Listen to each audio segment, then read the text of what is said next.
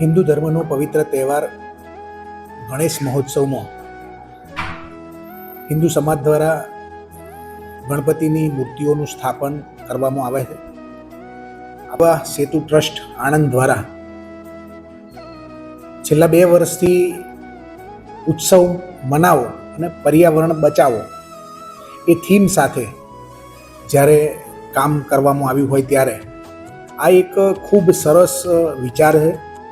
કારણ કે મૂર્તિઓ જે બનાવવામાં આવે છે એમાં પ્લાસ્ટર ઓફ પેરિસ કે બીજા કોઈને કારણે બને તો એમાં પર્યાવરણને પણ નુકસાન થતું હોય છે. જો ઇકો ફ્રેન્ડલી ગણપતિની મૂર્તિ રાખવામાં આવે તો એના વિસર્જન પછી પણ પર્યાવરણને કોઈ પણ પ્રકારનું નુકસાન થાય નહીં.